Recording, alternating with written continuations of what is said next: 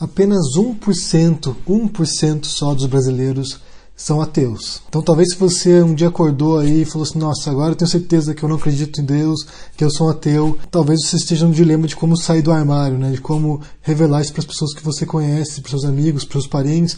Às vezes você cresceu num lar muito religioso, né? Um lar católico, evangélico, e você sabe que se você revelar isso para eles, pode causar um mal-estar, pode deixar eles bastante tristes às vezes. Antes de falar sobre algumas técnicas para sair do armário do ateísmo, eu quero falar um pouco sobre um curso que eu fiz de ciência da religião, e eles falam sobre esse assunto, falam bastante sobre o assunto, na verdade. Eles começam falando sobre a religião, sobre os princípios da religião, os princípios psicológicos da nossa formação religiosa, de por que as pessoas acreditam em Deus, acreditam em fenômenos paranormais, e depois há um segmento, uma sessão só sobre ateísmo, e o que eles defendem, o que a ciência, né, a ciência psicológica e a ciência antropológica e sociológica analisa, né, o que eles investigaram, é que tradicionalmente as sociedades seculares, as sociedades mais desenvolvidas, mais modernas, costumam ter um maior número de ateus ou pessoas que não frequentam religião ou que são agnósticos, né, porque é uma diferença, uma sutileza aí.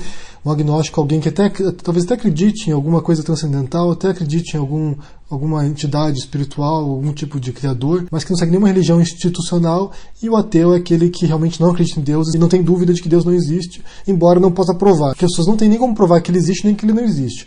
É uma questão de fé ou de não aceitar os argumentos da fé. Porque eles percebem que as sociedades mais desenvolvidas costumam ter um percentual maior de ateus, com exceção dos Estados Unidos, onde há muitos cristãos, onde há muita gente religiosa, e que as sociedades mais atrasadas, os países mais atrasados, tendem a ter um maior número de pessoas que acreditam em Deus. Segundo esses estudiosos, esses pesquisadores, a religião é um bom termômetro do caos social e de como compreender o caos. Porque todos nós precisamos de um sentido, precisamos entender por que as coisas acontecem. Muitas pessoas utilizam a ciência para isso, então as coisas acontecem porque é uma explicação plausível, científica, empírica. Então você analisa a realidade, vê como as coisas sucedem, cria fórmulas, cria princípios, axiomas para compreender a realidade, mas muitos acabam recorrendo à religião, porque a religião também proporciona respostas.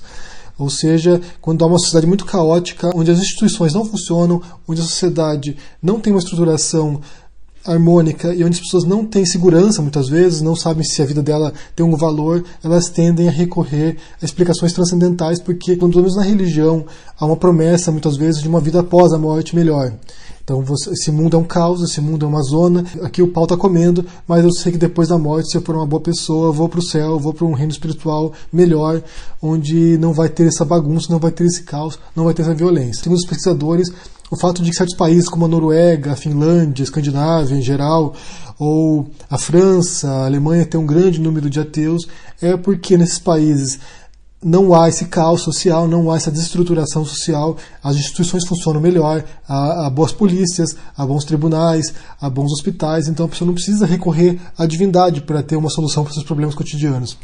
Ela pode confiar nas instituições seculares. Ela pode confiar que se ela estiver doente, ela vai lá no médico, no hospital e vai ser tratada. Num país onde não haja essa estrutura, a pessoa tem que recorrer a Deus, porque se Deus não salvar, ninguém mais vai salvar. Então, nesse sentido, a gente pensa que os locais mais religiosos de todos são os países da América Latina, onde boa parte é católica, a grande maioria é católica ou evangélica, e depois você tem alguns países islâmicos, por exemplo, onde também as pessoas são muito devotas e há um grande percentual de pessoas que acreditam em Deus, que seguem religião.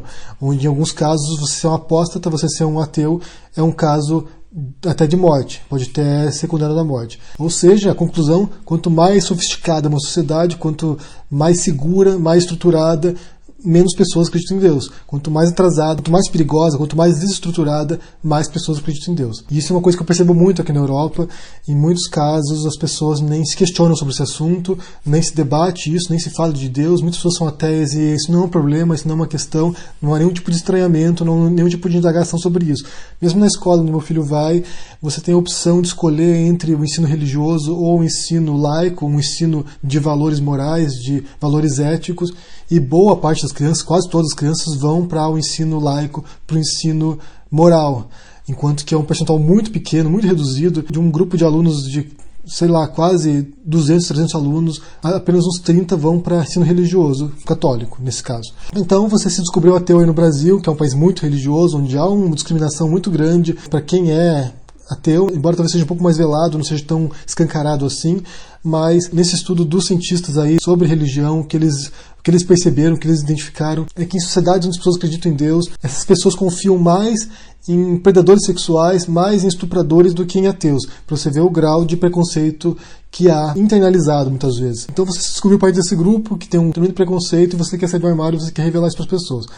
A primeira coisa é ter uma conversa bastante franca. Eu acho que nessa altura, se você for um adolescente ou um jovem, tiver seus 20 anos, provavelmente você já teve muitos debates com seus pais sobre isso, já teve muitas discussões muitas vezes, pelo menos era comigo assim em casa. À medida que eu fui lendo e estudando certos assuntos e fui passando a descrer das coisas, havia muito debate em casa, muita discussão. Eu já não queria mais ir à missa, mas minha mãe me obrigava a ir, porque, segundo ela, quando eu estivesse na casa dela, eu tinha que ir na missa. Foi havendo uma tensão progressiva. Eu ainda continuei indo na igreja por um tempo, ainda continuei indo na missa por um par de meses, mas depois deixei de ir. E mesmo hoje ela não aceita muito bem que eu seja ateu.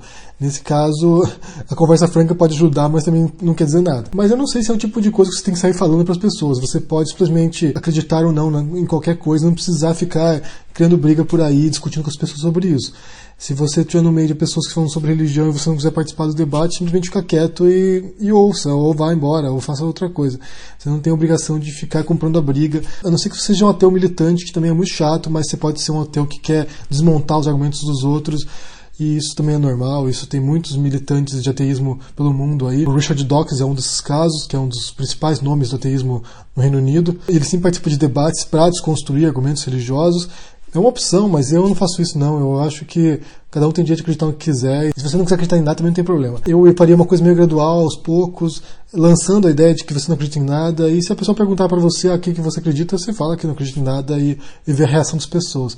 Se forem seus amigos de verdade, ninguém vai se importar, mas é bem provável que as pessoas fiquem um pouco chocadas e talvez até não queiram mais conviver com você. Mas é normal. Ser diferente não é muito fácil, não. Mas é aquela coisa, no final dos contos, o importante é respeitar o que os outros pensam, aquilo que os outros acreditam. Tendo ou não provas, não faz diferença no final dos contos, cada um vai continuar acreditando no que quiser também. Eu acho que esse processo de deixar de acreditar nas coisas não acontece com todo mundo. Muitas pessoas precisam da religião, muitas pessoas se sentem confortáveis com isso, elas precisam de uma explicação sobre o que acontece após a morte, sobre o que acontece com seus parentes depois da morte, sobre qual é o sentido da vida. Então as pessoas realmente se fiam, se fundam nesse tipo de explicação e para elas faz sentido. Então eu acho que não tem problema nenhum. Eu acho que o problema da religião é só quando ela começa a se tornar autoritária e quer obrigar que todos sigam aquele mesmo comportamento, que todos respeitem os mesmos princípios, os mesmos dogmas, e daí isso não está certo. Eu acho que numa sociedade civil, laica, você tem o direito de acreditar no que quiser e você não pode ser obrigado a acreditar naquilo que você não quiser acreditar. Eu quero saber o que vocês pensam sobre isso, se vocês conhecem ateus, ou se vocês são ateus, como foi o processo de sair do armário, como foi o processo de assumir que você não acreditava em nada, que não acreditava em Deus, se foi difícil, se foi mais fácil, como foi a relação com a sua família, com seus amigos, com seus parentes. Deixa no comentário aqui embaixo, deixa o joinha, assina o canal e a gente se vê por aí. Abraço e até mais. Tchau!